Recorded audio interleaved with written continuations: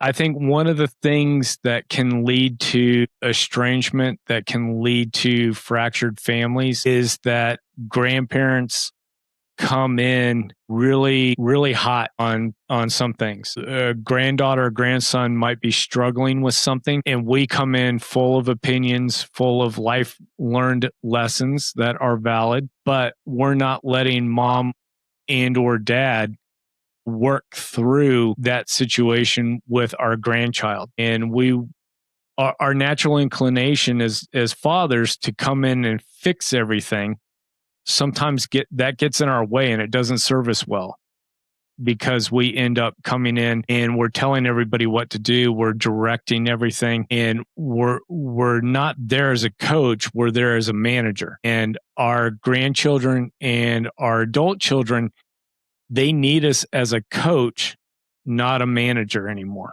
Welcome to The Power of Family, the podcast where we help families talk, listen, and connect across generations. I'm your host, Terry Willis. Before we begin, please take a moment to subscribe to the podcast, share this episode with a family member or friend, and leave us a review. Your support helps us reach more families, and your feedback helps us make this show even better for you and others. Today's conversation is about grandfatherhood, the kind of love, wisdom, and presence that can shape a family in ways we don't always see right away. Nobody really prepares you for how much becoming a grandfather changes your heart. It gives you a different view of family, legacy, and what it means to show up for the next generation. I'm joined today by Greg Payne for a thoughtful conversation about grandfathers, family connection, building trust across generations, and the quiet power of being present. Let's get into the conversation. Good morning, Greg Payne. How are you doing, my friend? I'm doing good, the cool grandpa. Yes. So tell us more about the cool grandpa. Yeah. Well, first, thank you for having me on your program. This is an honor to be on talking with you and sharing information back and forth.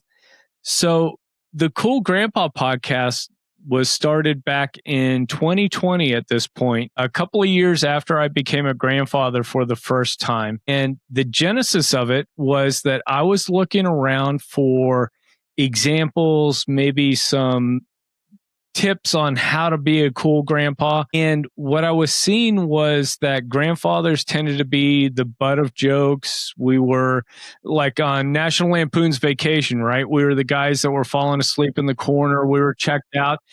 All good things in that context. But if all that you're hearing is that grandfathers are villains, or they're checked out, or they're the butt of jokes, sometimes that could leave a little bit of a negative, perception about grandfathers. And I wanted to talk to grandfathers such as yourself, experts around grandparenting, as well as adult grandkids, to find out what it was that grandfathers did to have a lasting impact on their grandchildren. So that's where the genesis was. And, part of it was that I also wanted to wave the flag a little bit and go, hey, grandpas aren't just old guys that as soon as they become a grandfather, there's a rocking chair on the front porch.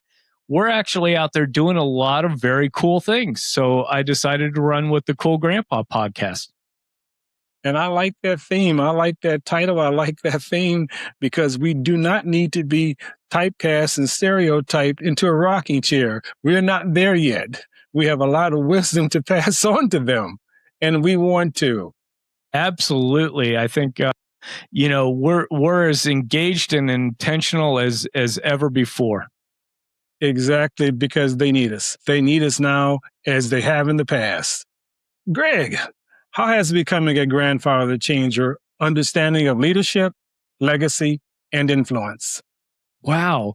So as I've been going through this process of stepping into another stage of life, one of the things that's really hit me is that I think a lot of our fathers and even mothers, when you are that father or mother, you're thinking and acting a lot of times very tactically. And what I mean by that is that you're very concerned about the next business meeting, very concerned about the mortgage, very concerned about school, all those things that are right there in front of you. And I think as grandparents, we start to have a vision and a role that's much more strategic. We can start thinking about what life is going to be like for our grandchildren 20 years down the road. We can start thinking those long-term thoughts and even projections. And when it comes to the legacy part, I think the simple thing on legacy is we think about the stuff we leave behind, right? Did we leave an inheritance of some kind that's material, whether that's cash, whether it's real estate, whether it's, valuable baseball cards, whatever that is. I think sometimes when we think legacy, we think of stuff, but I like to switch it over where legacy becomes the values that we leave behind. Legacy becomes the feelings that the family has towards us that, we may not always be aware of. And those legacy feelings could be that they knew that grandfather loved them unconditionally, that grandfather supported their mother, that grandfather supported their father, that grandfather was there emotionally for them. And I think that's one of the big things around legacy that I'm encouraged to see that's starting to change. That when it comes to legacy for grandfathers, it's not just about the stuff. The stuff can be fun, but the things that we leave behind, those feelings, those emotional connections, I think that's where the real value of legacy comes into play. I liked how you separated money and stuff away from all of the rest, because we know more than often, and I'm literally going to say more than often, as I have learned and heard from others, it is that money and stuff that breeds conflict here. It breeds conflicts amongst the family.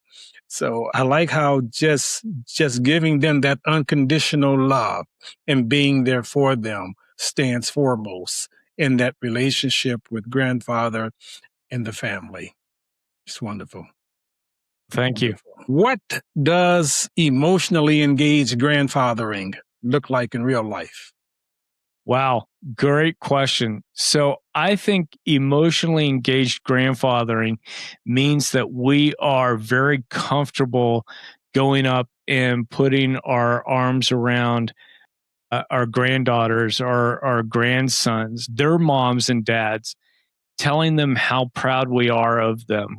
When we see them doing good and positive things, that we're out there sharing that connection and we're being very specific about that praise. And what I mean by that is, it's great that the granddaughter scored the winning goal in soccer, and we love that and we encourage it and we praise that.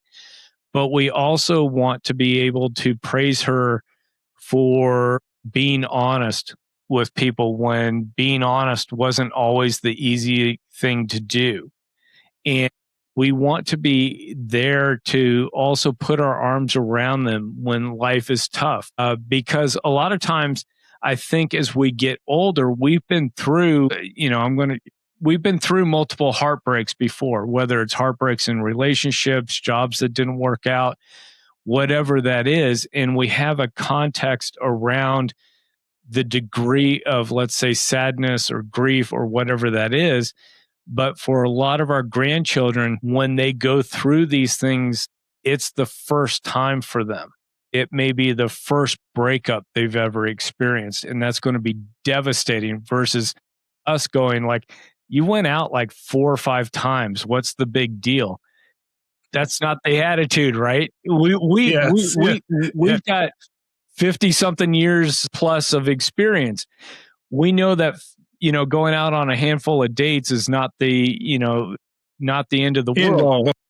But for them, it is. It absolutely is. And for that young man, that young woman who's starting her career, and when they get the notice that they've been downsized or right-sized or, I don't know, just flat out laid off or fired, that's devastating to them. So for us to come up to them and understand and have that empathy about how hard that is, where we may have gone through that 3 or 4 times, and we know that there's always light at the other end of the tunnel. For them, they may not know that. So being emotionally present for them is emotionally present for the highs and the lows and not discounting their experience.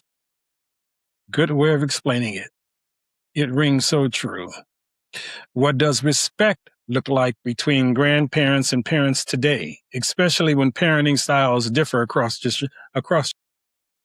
Respect can sometimes mean just keeping your mouth shut. And sometimes that silence is golden. And because parenting trends come and go. And again, I go back to that we've had experiences where we've seen 2 or 3 different parenting trends in our lifetime.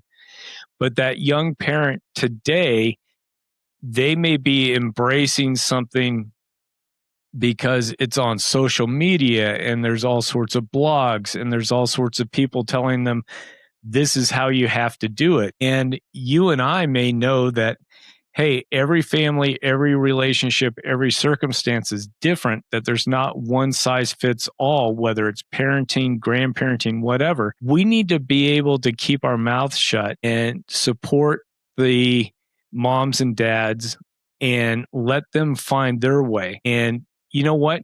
They're going to pick a parenting path that for us, we might get in our car when we drive home and we have all sorts of opinions about. Don't share those with those young parents. It'll turn them off and it'll cause friction. Just know that they're going to see this, and then 5 years down the road, they may have a complete 180 turn. As long as they're not endangering the grandkids themselves, let them find their own path. Let them have their own way of doing things. Give them the space that they need to breathe and respect their decisions. Even if it's not your decision, just respect and acknowledge. And like I said, sometimes silence is golden there. And adding to that, because we raise that son or daughter, we understand their behavior as well. And so we know that they're going to need that space individually. And now that they're raising their children, we're going to see some of the same things that we went through with them passed on to their grandkids, and some of the things we wanted to correct them of, we're seeing it all over again. But as you said, here, this time is from a grandparent's perspective. And we know to be quiet, step back.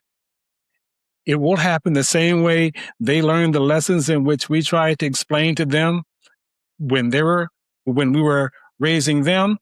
Now they're going to have to raise their kids and see, this is what dad or mom was telling me about. Here it is again.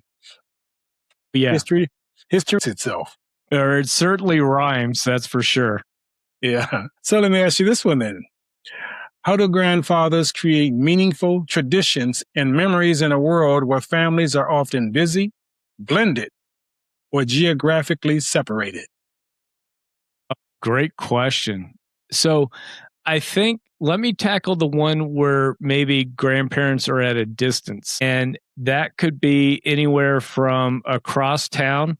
We know there's places in Los Angeles where it might take you 2 hours to go 20 miles, but it could be that you're across the globe from each other. I think one of the things that grandparents can do is use technology and use it wisely to connect with their grandchildren. When they do that, find funny things that you can do together. Maybe it's the joke of the day. When the grandkids get on a Zoom call with you or a FaceTime call, maybe one of your traditions, as simple as it is just, you guys are going to be showing up with a joke of the day that you share. And that's a simple tradition, but it builds a connection. And it's okay if traditions are traditions for a while and then they go away. The other part of that too is going to be, what do families do when they're together? So when grandma and grandpa are in town visiting, or the grandkids are over and they're visiting, what are some of the things that you always do? One of the most impactful memories that I have was when I would visit my grandfather in Eastern Oregon. There was an A&W hamburger place in town. and this is a very small town in Oregon, we would go down and be at the drive-through, or not even I guess a drive-through, but it's the old one where you would put your order in and they would roller skate or walk out to the car with a tray and they'd put it on the car. And I remember getting A&W root beer and a cheeseburger and fries with my grandfather. And that was a great tradition that we had for a while when I was younger, going out to visit him. And what those traditions are, they're a way of saying, this is what our family does. This is what we do. This is who we are as a group. And I think a lot of us get wrapped up in traditions around holidays, Christmas, Thanksgiving, for example, other religious holidays or secular holidays. Could be 4th of July coming up, right? Whatever it is, maybe you have those traditions. And just, I think, understand that traditions bring you closer because it creates a sense of identity. And then also, one of the things that grandparents need to be aware of, it's okay if traditions go away at some point, because maybe those traditions were formed when grandchildren were little. And now that they're in high school, those traditions don't serve that high school age grandchild anymore. Maybe you have to create new traditions with that version of your grandchild. So that's my thoughts on traditions. And each one of those memories in which you explain there is all about creating memories across a timeline for them. What values do you believe Gen X grandparents are uniquely positioned to pass down? I think one of them goes back to the strengths that I see becoming mentioned time and again when you look at Generation X as a cohort, right? A lot of us were, quote, latchkey kids. And so that means that we got home from school and nobody was home for a couple of hours. Maybe mom was working, maybe she was volunteering. But at a certain age, you were responsible to come home, make yourself a peanut butter and jelly, do schoolwork, or at least you were supposed to do schoolwork, and then go play with friends, right? And so I think to a large extent, there's a large degree of independence and problem solving that we had just as a byproduct of growing up in the times that we did, that I think can really serve our grandchildren well. And those values can be a little bit more self-sufficiency than maybe they're used to, a little bit more problem solving that they're used to, meaning that maybe today a lot of parents step in and solve problems for the grandkids, where, sometimes you have to give the kids space and let them figure things out for themselves. So I think some of the values that I would see Generation X grandparents passing on is going back to a little bit more of figure it out for yourself. Don't be afraid of making mistakes. Sometimes the things you work on aren't going to work out, but that's okay. Adjust and redo, and having maybe more confidence in your abilities than maybe you're currently growing up with now. Does that make sense? Makes sense. All the sense. Yeah, it does. Because as you were explaining it, I was thinking back to my scenarios in raising my child and being with my grandkids and practically raising them at times as well. He does. Yeah. I think sometimes, and this is where, your point earlier comes in with respect, is that on one hand, I think we want to go ahead. We're very comfortable with, I think, kids jumping in and failing and knowing that that's going to be okay because that was part of our experience. We tried to build things. We tried to do things. It failed. We learned something. We tried something again. The natural inclination of parents is to avoid failure. And I think some of the kids at school even get that messaging through school that failure's not good. Failure is to be avoided at all costs. And I think they lose out on that curiosity piece, and they lose out on understanding that failing is part of a process of learning, and there's actually some enjoyment in failing, depending on what the task is. That you learned something new, that you discovered something fun, that you had this experience that you never would have experienced had you not tried something and failed. And applying that to business, it is said that if you have not failed, you have not learned anything yet. Exactly. Because life is full of pitfalls and failure along the way. If you could challenge every grandfather listening to you with one mindset shift, what would it be? And why does it matter right now? Wow, great question. So I think one of the big mind shift ideas that I would put forward is that we need to be even better encouragers than maybe what we experienced as we were young fathers, as we were growing up ourselves. What I mean by that is I think not that parenting is harder or easier, but I think it's different. And I think the comparison trap is so much more real with our young mothers and our young fathers that we need to be more vocal than maybe what we've been used to before in terms of encouragement, in terms of letting those young parents understand that we see the good things that they're doing and we see and acknowledge how tough things are for them. Where before we may have just kind of kept our mouth shut and just silently nodded to ourselves that, hey, they're doing a good job. You know, really happy with the way my daughter's raising those kids. Really pleased with the way my son is managing and leading his family. They need to hear that more from us. And that may not be our normal setting as grandfathers. So I would encourage us to shift gears a little bit, be more vocal with that praise, be more vocal, letting them know what a good job they're doing and that we see it. I like how you put that together by giving them that pat on the back and not from that point of being dogmatic with them. Because as we know, as our children get older, they take their positions in life, and we don't want to be that grandparent. Well, we hope not to be that grandparent where every time we speak to them about trying to give them some kind of advice and guidance, they take the position where I don't want to hear it.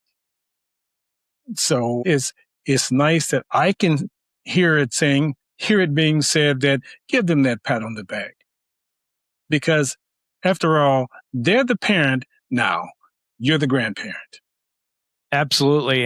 And those young parents, they need that because there's so much out there that's telling them about how they're doing it wrong, how they're not being good parents, even more than I think we even realize. So if we can shift our minds to being, hey, I need to be more vocal about the positive feedback I give those young moms, those dads, I think everybody is served well by doing that. And I will add to that, those young moms and young dads, especially in environments where it's tough alone, just being in the environment, they truly deserve some extra praise. Absolutely. Truly. What are some mistakes grandparents make when trying to stay connected with adult children and grandchildren?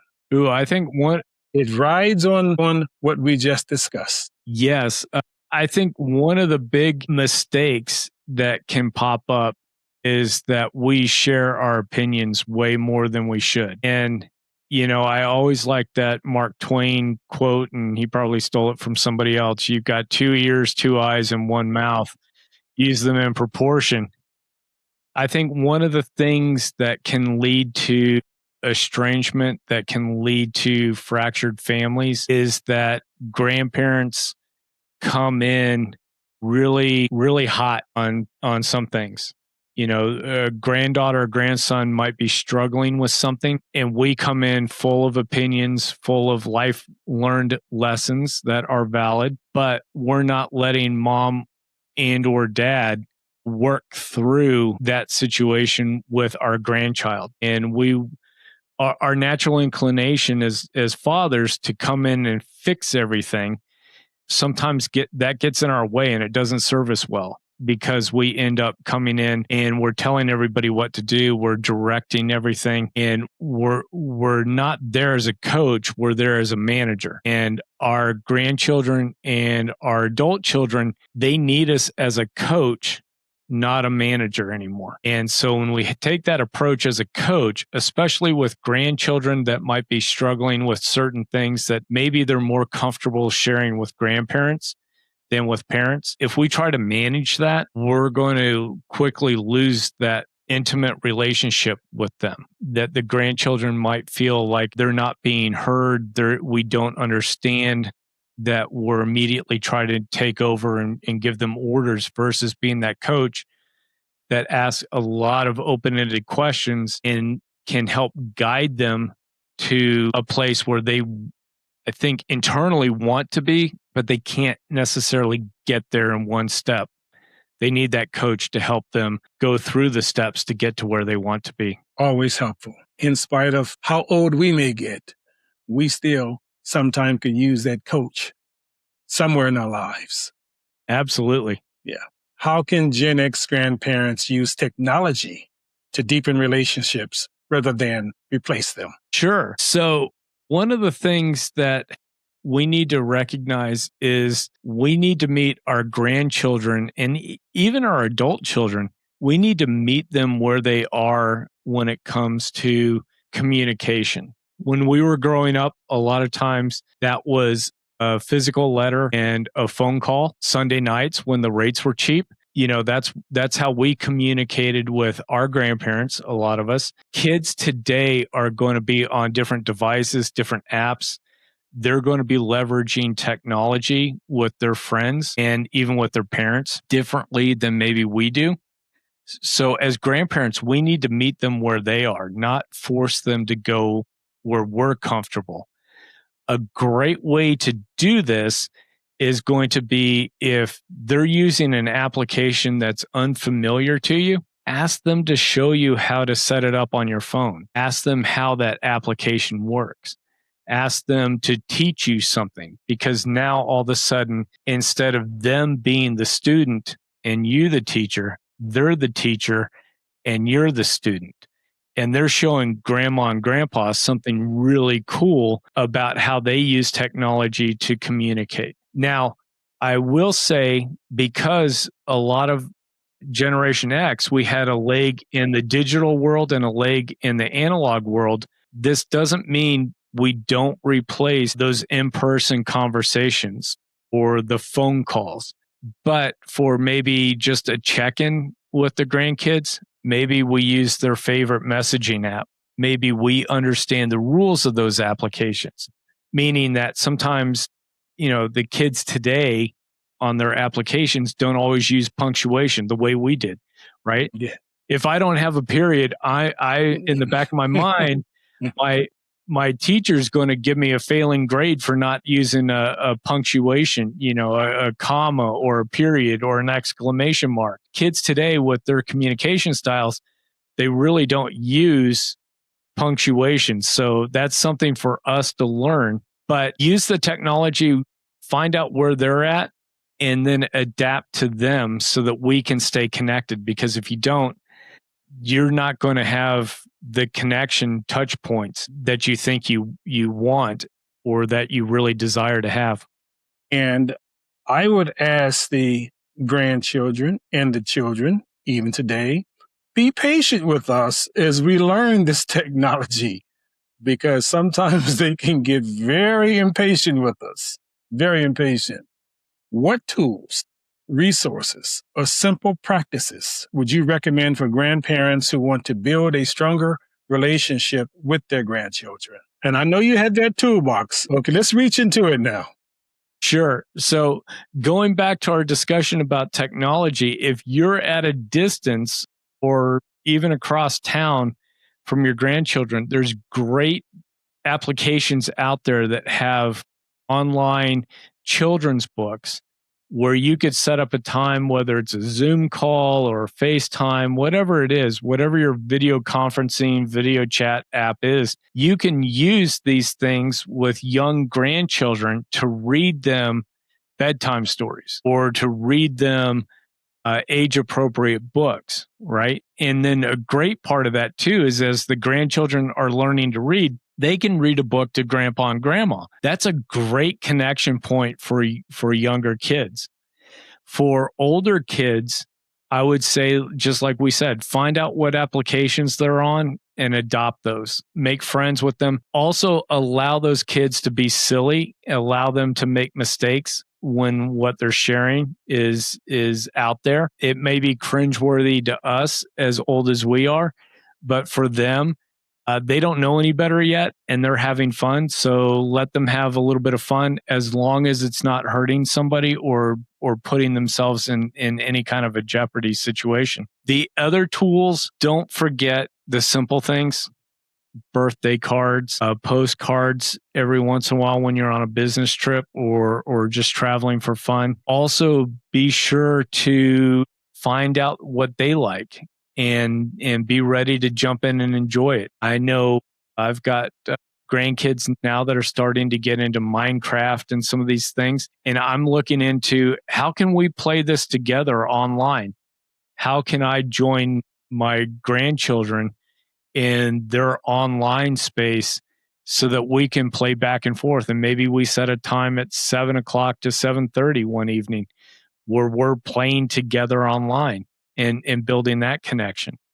So I think we can use both those in-person connection and those tools of creating traditions about when grandkids are at grandma and grandpa's house. You know, we always go out for A&W, grab a cheeseburger and a root beer, something different, or we can set up other kinds of traditions and other touch points. We also have all these videos now that people are taking.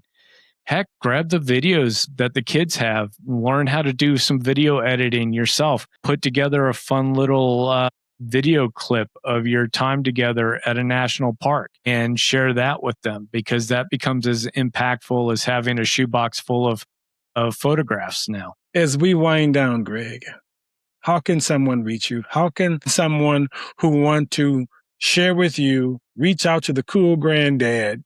How can they find you?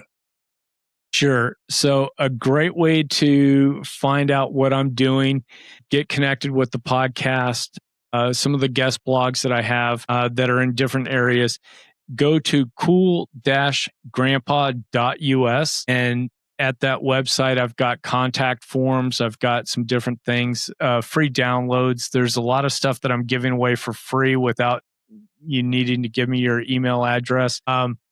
So go there, check it out on YouTube, Spotify, iTunes, wherever your finer podcasts are hosted. Check out the Cool Grandpa podcast. And there's sure to be something that I've covered over the last 6 years that's going to be of benefit to you and something you're interested in. As we move into tomorrow and beyond, may there be many more 6 years added to it. Thank you so much. I really appreciate that, Terry. Thank you for joining us today. Thank you, Greg. Thank you for listening to this episode of The Power of Family. I hope today's conversation reminded you that legacy is not only about what we leave behind, it's also about how we show up, how we listen, how we love, and how we stay connected while we still have the chance. Before you go, please subscribe to the podcast and leave us a review. It helps more families find these conversations, and it helps us continue making the show better for you and others. And if this episode made you think about a father, grandparent, parent, or loved one, send it to them. Sometimes one conversation can open the door to a deeper connection. Thank you again for being part of the Power of Family. Until the next time, keep listening, keep loving, and keep starting the conversation.